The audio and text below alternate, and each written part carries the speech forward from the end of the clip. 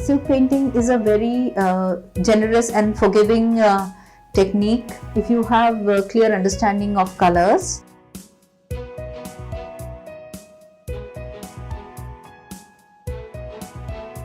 Silk was a medium of choice because first it was a secret with the Chinese.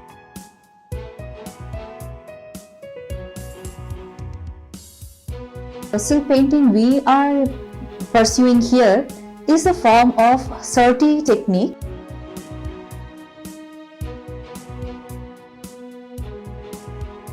What you get at the end of it is a defined shape and color on the fabric.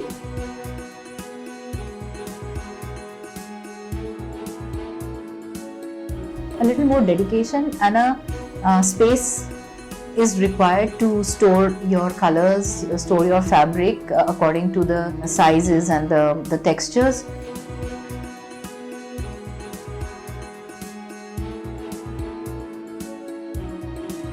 You start with few colors, mix and match, and you can get almost all colors if you have the three basic pigments, cyan, magenta and yellow.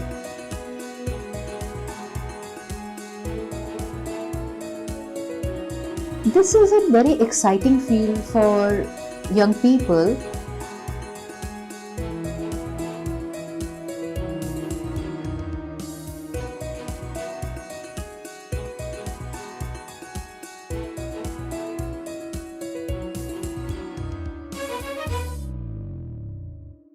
There are different mediums of expressing art, and what type of substrate, what type of pigment, and what type of idea do we want to use and express and share with everyone changes the form of painting or graphics or drawing that we are trying to do. In our purview of silk painting, which is a very small and specialized field in itself, experts rely on the medium of silk fabric, expressing their natural surroundings, various botanical as well as animal inspirations, using pigments, dyes, and various acrylic paints on the surface of silk.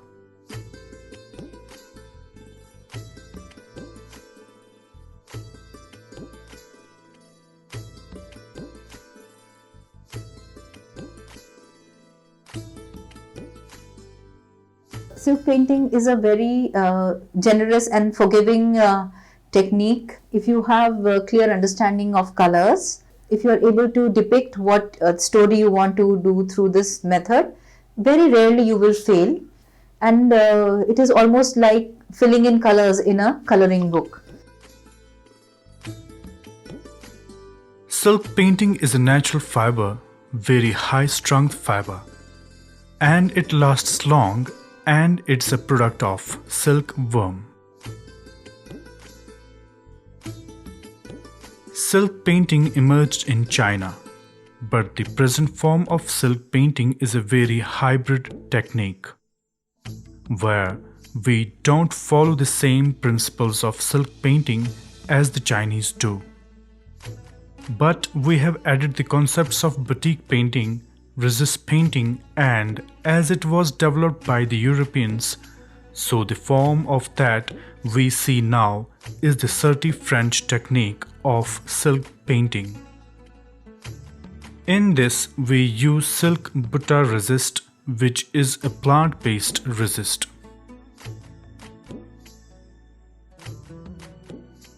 This silk painting has its history in the ancient Chinese, where they would, much before they had access to paper, they would utilize all sorts of media, all sorts of substrates such as silk cloth, wood, stones, on which they would put in their illustrations, their calligraphy. Silk was a medium of choice because first it was a secret with the Chinese. They had the secret, sacred knowledge of rearing the silkworms, producing the silk thread, weaving it into a very luxurious material which was very resistant to wear and tear. It also could be used to create garments, and it was very much prized by the patrons who had artisans in their courts. In the earlier times, they would take the silk and use different type of starches, maybe from rice, use different type of gums which are obtained from trees to primer the surface of the silk and then do the calligraphy. It was such a feasible material. It could be cut up and stitched into different garments.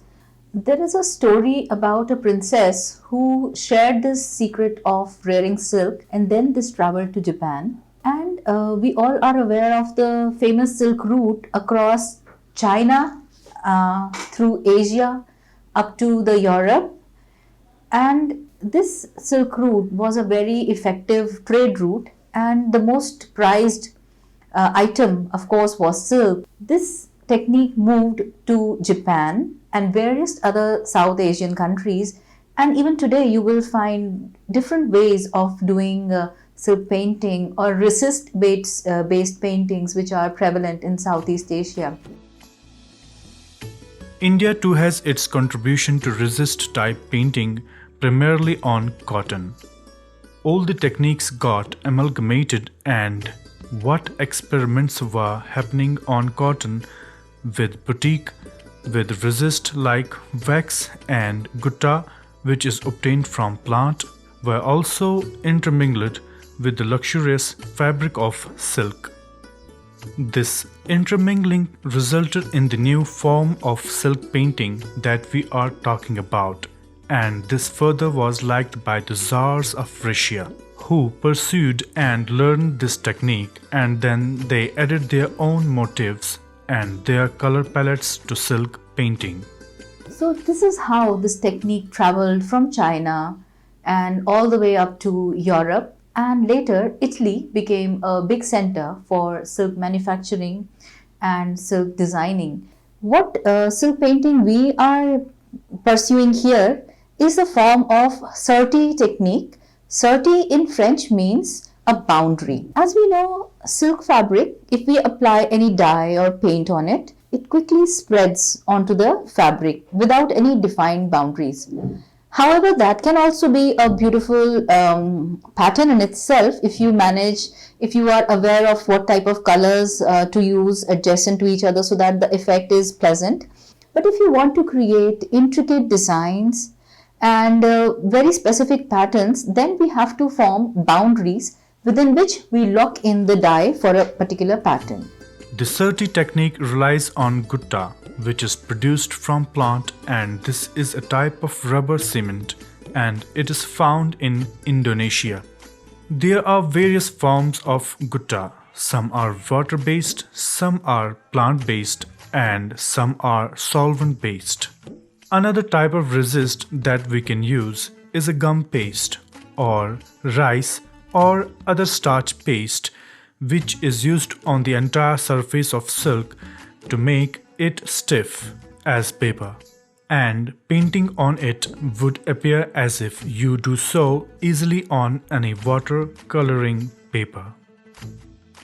These two forms of resist, they are removed once you cure the color and fix it. These are removed by either washing or by dry cleaning. What you get at the end of it is a defined shape and color on the fabric, and the softness and smooth surface of the silk is again regained.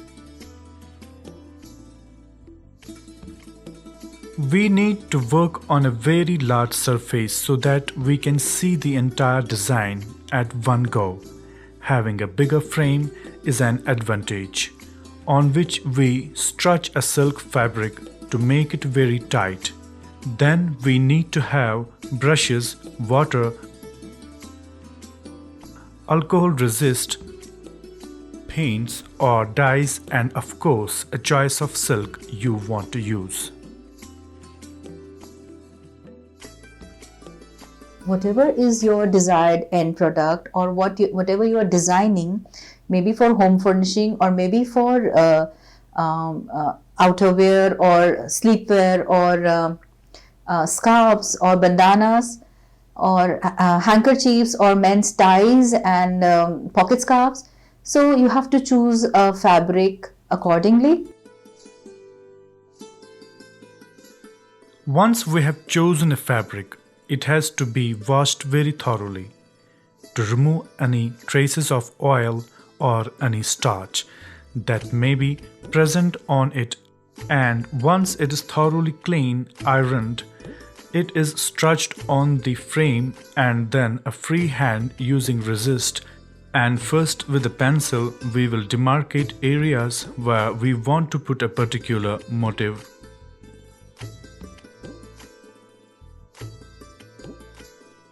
We have briefly outlined our subject, which is the flower, and we are going to do outline with this water-based gutta.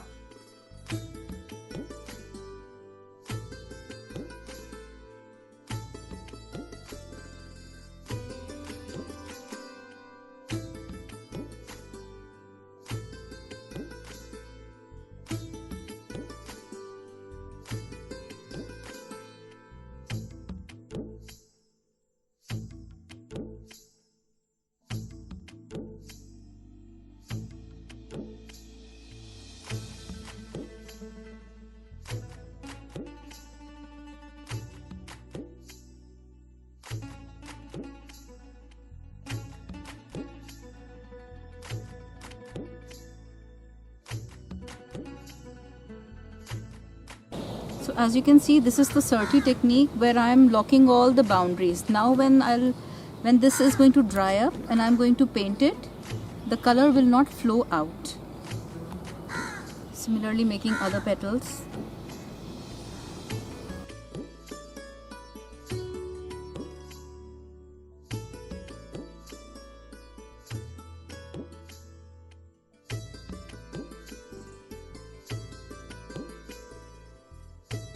Once we have done with the designing, as you can see in the demonstration that how an artist is filling color in a motif. It is a crocus, which is a saffron flower. Gradually, an artist built up flowers and then giving them a background using silk paints.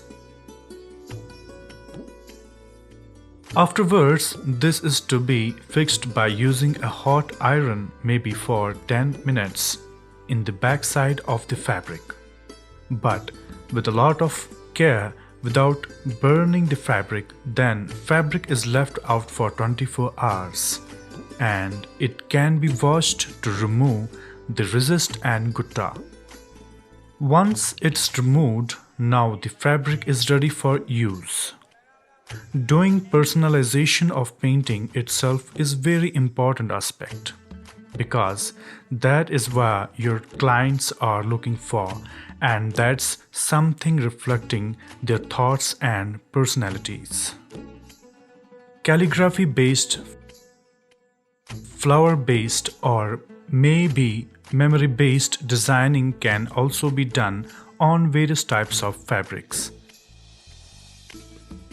So as we have done this crocus based painting depicting the landscape as well as the life cycle and the botany of the plant. There is a lot of option and there is a scope for people who are doing handmade items to do these kind of very personalized, very elite gifting items, which are conveying your thoughts, your wishes, which a person can carry with them at all times. So this piece that you're going to see here, it has taken me 4 slots to get it to where it is right now.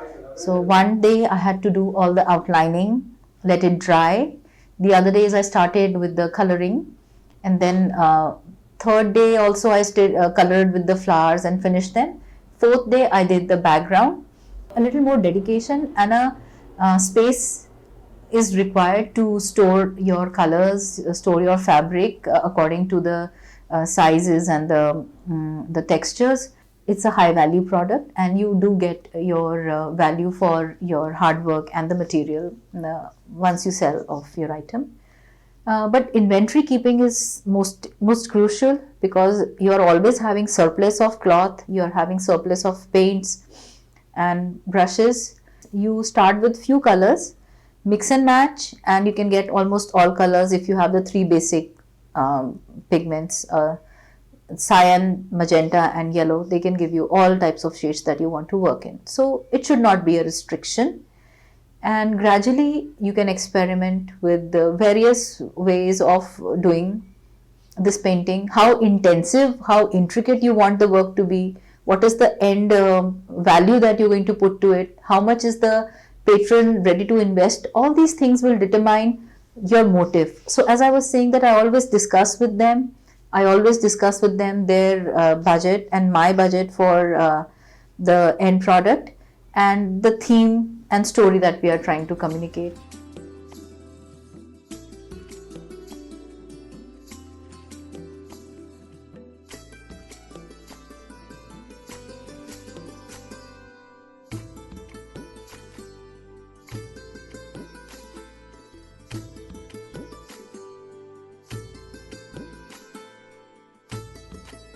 Because saffron has 6 petals, so it has a trimeric symmetry. So everything is going to be in threes. So that's what we'll maintain all through our composition. We have a purple to lilac color of saffron flower in India. So we'll maintain that while we are composing this.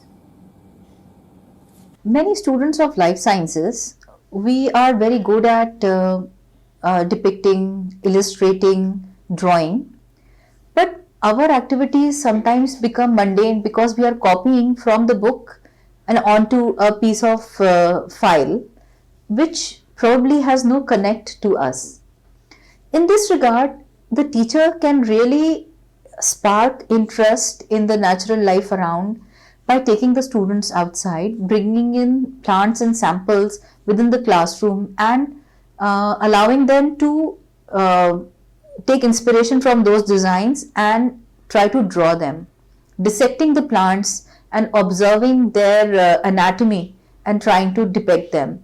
So that is a very invested, very in-depth way of understanding the morphology and anatomy of a plant.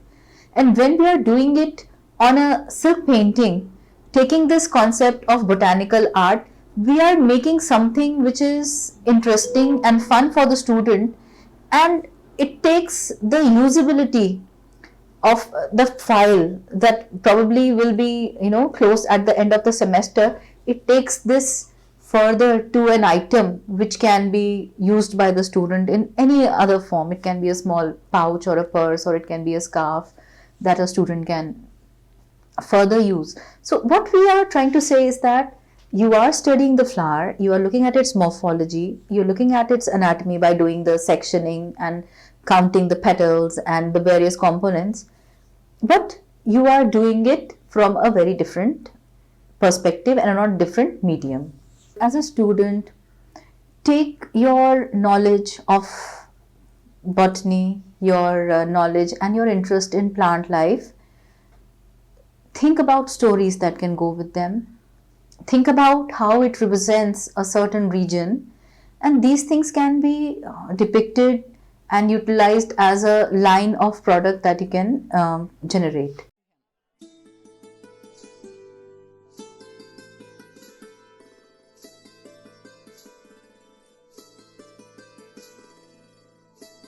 Silk has a tendency to become a medium to explore botanical art.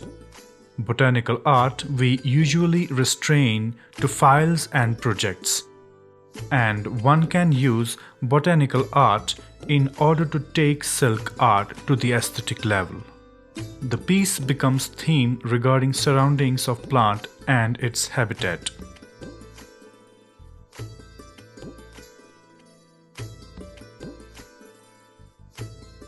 For a student who wants to take a science communication, illustration is very important.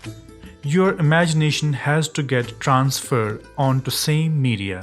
It may be a digital or a physical media like acrylic canvas and silk and other type of fabrics.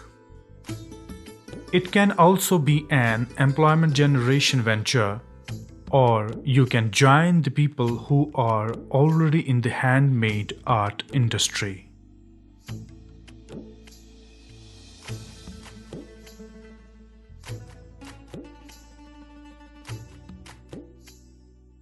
India has largest selection of types of dyes, and you can always substitute an expensive one with a cheaper one and have good results, even better results. So these workshops are where employment is happening, lot of creativity is happening, and these workshops they export a lot of these Indian handmade fabrics. But with this advent of social media, these workshops have now got a direct buyer, and they are connecting with the people worldwide and trying to sell uh, the the authentic Indian art and handicraft. This is a very exciting field for young people who want to pursue art and also want to make it as an entrepreneurship or maybe as a source of income.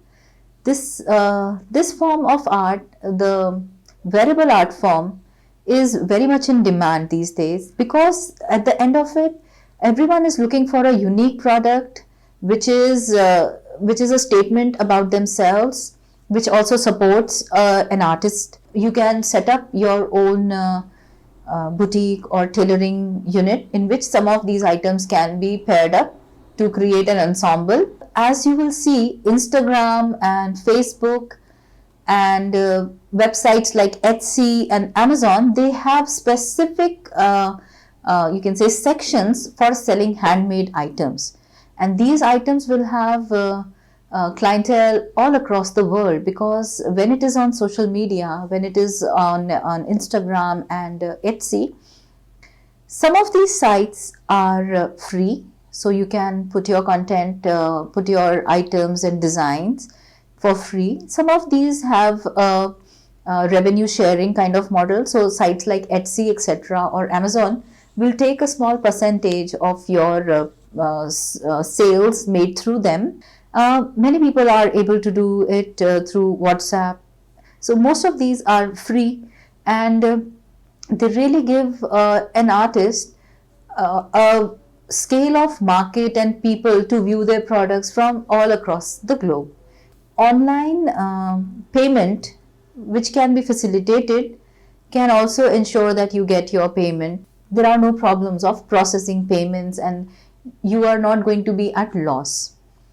Also, very much important is to know what type of courier services that you will be requiring to ship your products to various countries, and what type of uh, tariffs are they going to be, and most importantly, what type of items can you send through a normal post, and what type of items you have to send through a courier. So that knowledge has to be understood within your region. Another way is through publicity and setting up stalls and exhibitions, and from time to time taking it to maybe schools and melas and different benefits that happen. So that is also another way of reaching out to your clients. You can think about creating everyday items like pouches which are personalized, corporate gifting, luxury wear, saris and salwar suits, and stoles, scarves.